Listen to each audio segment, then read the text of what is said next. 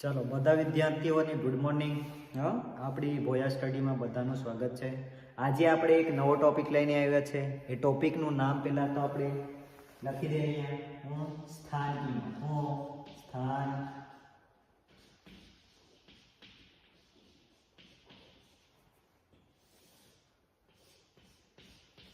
જે ટોપિક લઈને આજે આપણે આવ્યા છે એનું નામ છે સ્થાન કિંમત. ને પહેલાં તો આપણે આ શબ્દને ઓળખીએ. એટલે સ્થાન કિંમત એ શું છે પહેલાં તો એના વિશે ચર્ચા કરીએ. તો તમારે જાણવા છે સ્થાન. સ્થાન એટલે પહેલાં તો એ વસ્તુ. કિંમત એટલે તો તમને ખબર, કિંમત એટલે ભાવ છે, એની વેલ્યુ કેટલી છે. આપણે અંગ્રેજીમાં કરીએ એની વેલ્યુ કેટલી એમ.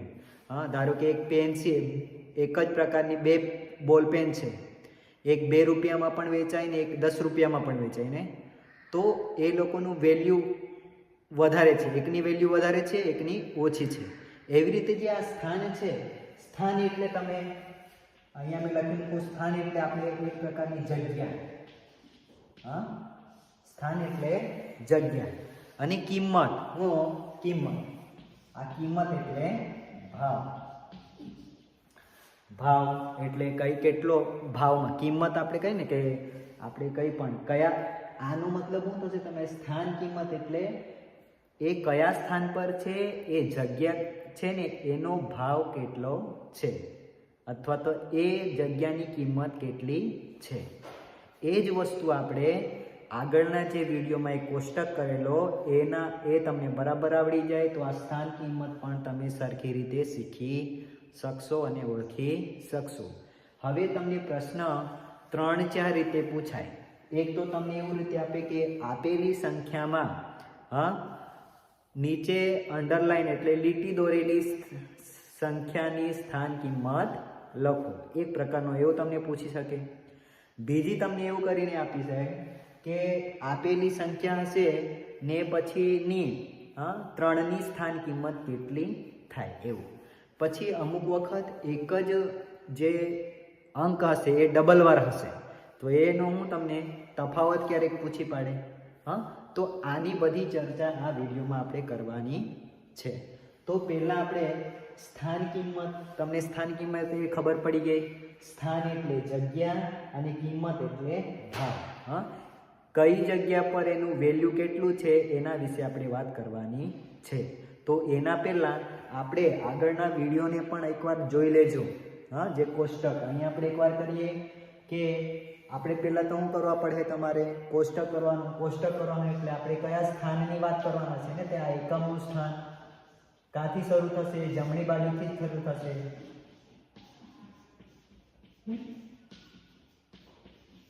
જમણી બાજુથી કઈ તરફ જશે? ડાબી તરફ જશે. તો એકમ પછી કયું આવશે? દશક, દશક પછી 100, 100 પછી 1000, 1000 પછીમાં આવશે 10,000,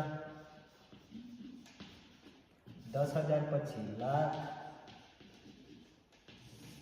લાખ પછીમાં આવશે 10 લાખ,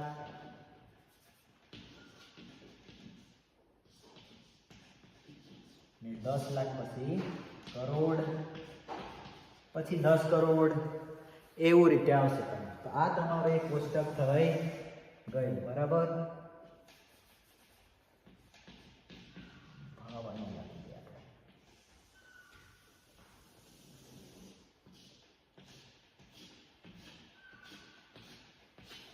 ચાલો, હવે દરેક વખત તમે એકમ, દશક, 100 એવું કરશો.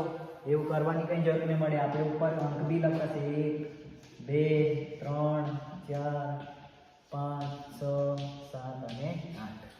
જો તમને ચાર આંકડાની સંખ્યા આપેલી હશે તો તે 1000ની જ હશે, 3ની હશે 3 પર જે 3 ક્રમ પર હશે એ 100નું જ હશે, 4નું હશે એ 4નું તે 1000નો હશે, 5 ક્રમ પર હશે 5 નંબરના આંકડોનો હશે તે કેટલા નંબરનો હશે? 10,000 એની સ્થાન કિંમત છે. આ રીતે આપણે કરેલું આગળના વિડીયોમાં પણ. હવે આપણે જે ઓળખવાનું છે શેની વાત કરવાની છે? આપણે સ્થાન કિંમતની. તો પહેલું ઉદાહરણ આપણે પહેલા જોઈએ. પહેલું ઉદાહરણ એક મેં સંખ્યા લખી દઉં. ચાલો, આ એક મેં સંખ્યા લખી દીધી છે. હા, તો આને તો આપણે પહેલા વાંચીએ. એકમ, દશક, સો ને હજાર. 6308. હા, માં 3 ની સ્થાન કિંમત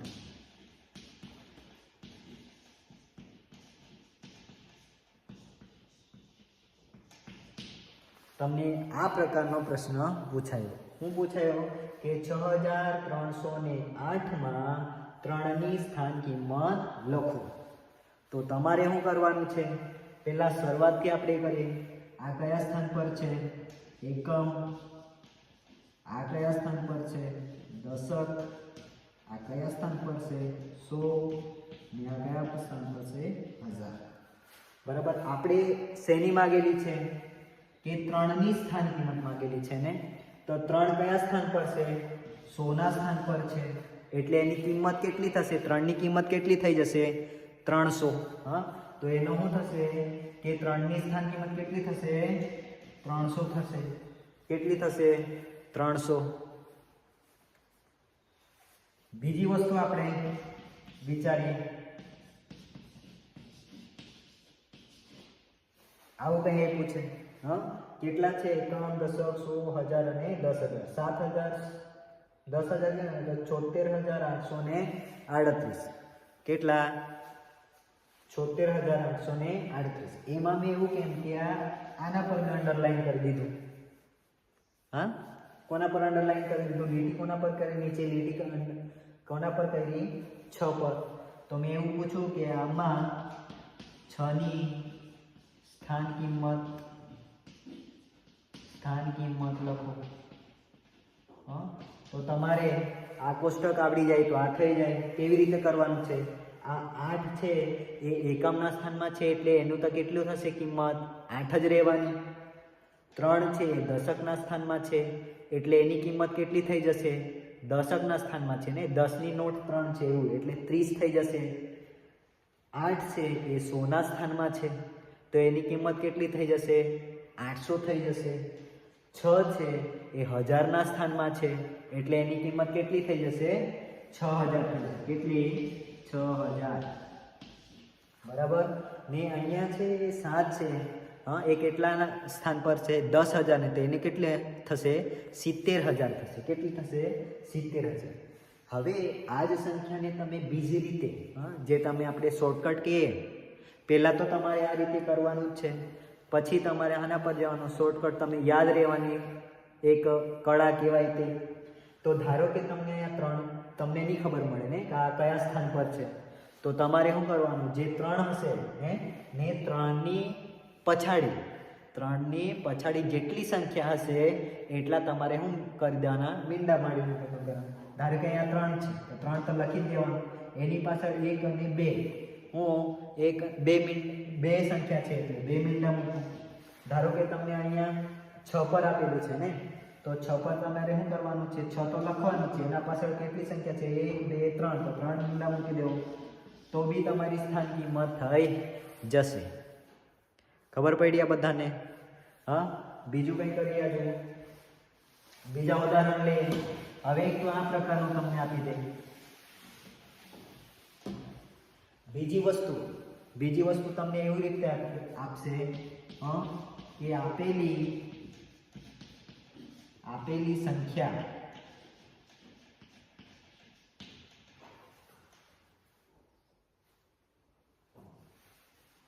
આપેલી સંખ્યામાં કે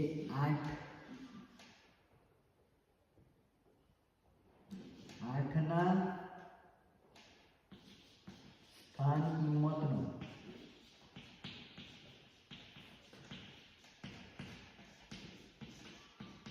તફાવત લખો. તમને આપેલી સંખ્યા છે, આપેલી સંખ્યા તમને એવી કહે છે. આ તમને આપેલી સંખ્યા છે. આપેલી સંખ્યામાં 8ના સ્થાન કિંમતનો તફાવત લખો. તો હવે જુઓ, આમાં જો એકમના સ્થાને 3 છે, દશકના સ્થાને 8 છે, એકમના સ્થાને પાછું 3 છે, 100ના સ્થાને 3 છે, પછી 1000ના સ્થાને 8 છે અને 10000ના સ્થાને પાછું શું છે 3 છે. તો આપણને ત્યાં 8ની વાત કરેલી છે ને, તો 8 છે તો આ આખી સંખ્યામાં 8 કેટલી વખત છે? અહીંયા પણ છે અને અહીંયા પણ છે. તો પહેલા તો તમે શું કરો, તફાવત લેવાનો છે. 8ના સ્થાન કિંમતનો તફાવત લેવાનો છે. એટલે તમારા તફાવત એટલે હંમેશા તમારે શું કરવા પડશે? બાદબાકી કરવા પડશે અને પડશે જ. બે વચ્ચેનો તફાવત તમારે શોધવાનો છે. તો આ બંને સ્થાન કિંમત પહેલાં તો લખી દેવું. તો આપણે વિચારીએ અહીંયા આ વિચારીએ તો આની સ્થાન કિંમત કેટલી થશે? 80 થશે. અને એની સ્થાન કિંમત કેટલી થશે? 8 છે. એની પાછળ કેટલા મીંડા છે? એક સંખ્યા કેટલી છે? 1, 2 અને 3. તો કેટલા થવાના? એ 8000 થવાના. આવી રીતે તમે આવી બી કરી શકો, અથવા તો એકમ, દશક, 100 અને 1000. હજારના સ્થાનમાં છે એટલે 8ની કિંમત કેટલી થઈ જશે? 8000. કારણ કે એનું સ્થાન કિંમત કેટલું છે? સ્થાન એની જગ્યાની કિંમત કેટલી છે? 1000ના સ્થાન પર છે એટલા માટે. તો આપણે 8000માંથી તમારે મોટામાંથી નાનું બાદ કરી દેવાનું છે, કારણ કે આપણને તફાવત માંગેલો છે. તો તમારે હું આ 0માંથી 0 જશે તો 0, 0માંથી 8 તો જવાનું નહીં મળે. તો આપણે હું કોને આના પર પૈસા નહીં મળે એટલે આપણે આના પર બાદબાકી કરીએ.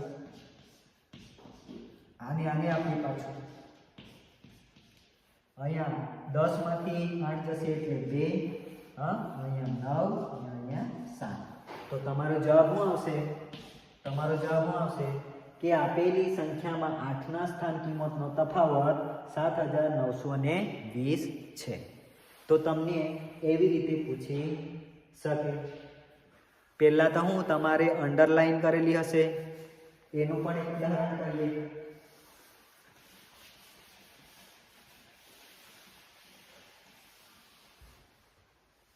ચાલો,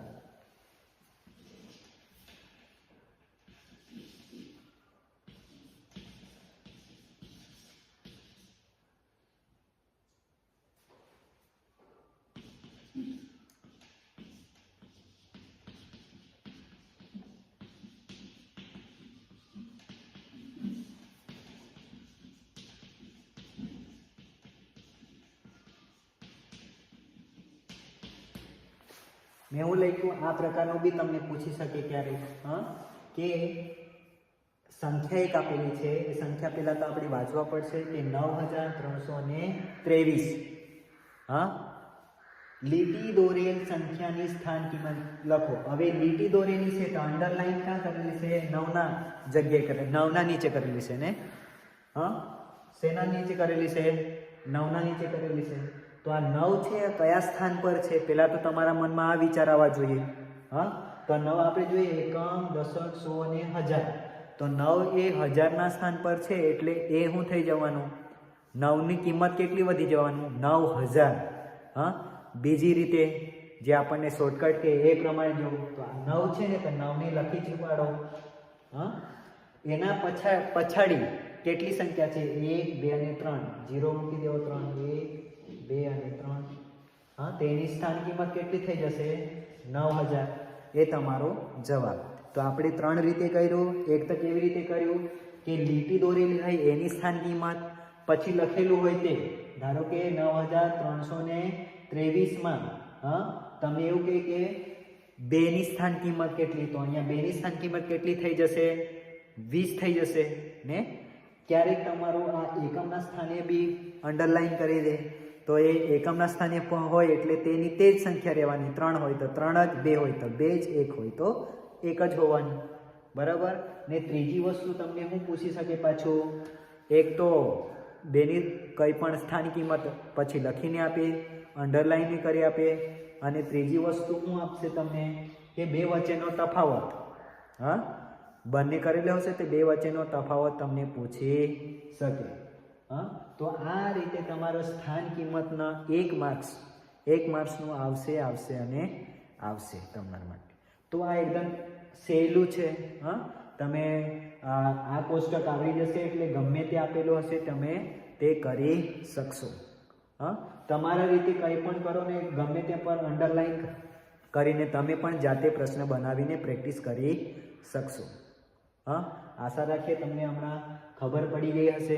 એકવાર ફરી આપણે રિવિઝન જેવું કરી દઈએ. હા, તો હું સ્થાન કિંમત, સ્થાન એટલે જગ્યા ને કિંમત એટલે જે સ્થાન પર આંકડો હશે એ જગ્યાની કિંમત કેટલી છે એના વિશે. સ્થાન કિંમત, જગ્યાની કિંમત. હવે અહીંયા જ બે આ 9 છે એટલે એની કિંમત 9000 થઈ. ધારો કે આ 9 ખરો, તમારો આ 9 ખરો, ધારો કે આ એક સંખ્યા છે. હા, તો આ 3 છે ને, તો 3 ની સ્થાન કિંમત શું થઈ જશે? 3000. પણ ધારો કે આ સ્થાન અહીંયા ધારો કે કરેલું હશે તો કેટલી? આ એકમના સ્થાને છે એટલે એની કિંમત કેટલી થશે? 9 જ રહેશે. અહીંયા કરું તો હું આ 9 છે પણ કયા સ્થાન પર છે? 100 ના સ્થાન પર છે એટલે 900 થઈ જશે. હા, તો આ વસ્તુ યાદ રાખવાની.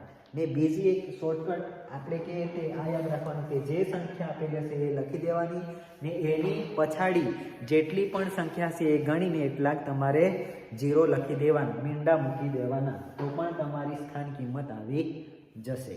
હા, ને ત્રીજી રીતે તમે આ કોમ્પિટિટિવ એક્ઝામમાં તો તમે આવી રીતે કરી શકો, પણ જ્યારે તમારી જે સ્કૂલની એક્ઝામ આવે એમાં જો સ્થાન કિંમત પૂછાઈ જાય, હા, તો તે વખતે તમારે શું કરવાનું? કેવી રીતે લખવાનું? આવી રીતે નહીં લખવાનું ત્યારે.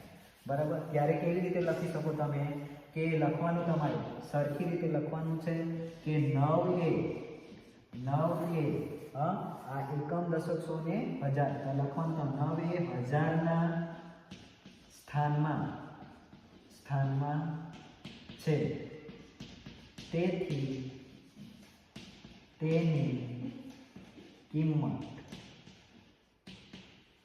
તેની કિંમત કેટલી થશે?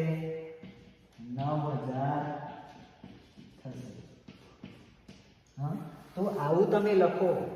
કેવું? આવું તમે લખો તો એટલે જે પેપર ચેક કરવાનું કરતા હોય એ લોકોને ખબર પડી જાય કે હા, આ દીકરાને કે દીકરીને ખૂબ જ સરસ રીતે ખબર પડી ગઈ છે.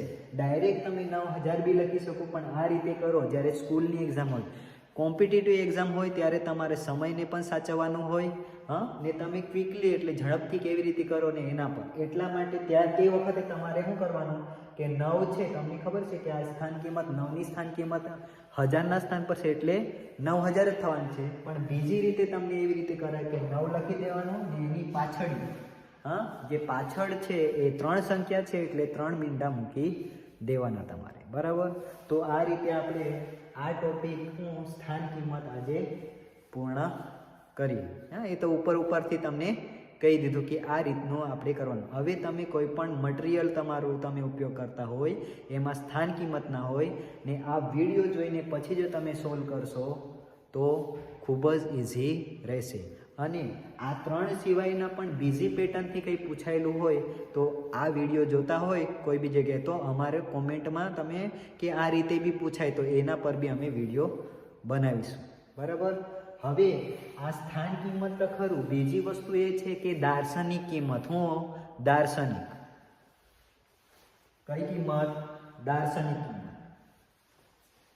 ચાલો અહીંયા મેં લખી દઈશું બીજું દાર્શનિક કિંમત. ચાલો, દાર્શનિક કિંમત એટલે પહેલા તો આ શબ્દને બરાબર સમજ. દાર્શનિક એટલે જે જોયેલું હોય ને તેવી કિંમત, જે તમને દેખાતી હશે, જે આંકડા દેખાતો હશે એની એ જ કિંમત. એમ ધારો કે આ જ સંખ્યાને આપણે લઈએ, આ જ સંખ્યાને લઈએ કે 9323 છે માં તમે આ 9 ની દાર્શનિક કિંમત લખો એવું કે 9 ની દાર્શનિક કિંમત લખો એવું કે તો 9 એટલે એમાં પછી 9000 નહીં થાય. હા, દાર્શનિક કિંમત એટલે તમે જે જોઈ તે, તો 9 જોયેલું છે તો 9 જ આવશે એમાં કિંમત. 3 જોયેલું હશે ગમે તે આંકડા પર હશે, 1000ના સ્થાન પર હશે, 10000ના હશે, પણ જ્યારે દાર્શનિક કિંમત પૂછે ત્યારે તમારે જે આંકડો હશે એ જ આવશે. એટલે એના પરથી એવું પણ ભવિષ્યમાં તમને એવો પણ એકલવ્યમાં તમને પ્રશ્ન પૂછી શકે, હા, કે નીચે આપેલી સંખ્યામાં 3 ની સ્થાન કિંમત અને 9 ની દાર્શનિક કિંમત વચ્ચેનો તફાવત લખો. બરાબર. એટલે ધારો કે એવું પૂછે કે 3ની સ્થાન કિંમત તમને કીધી.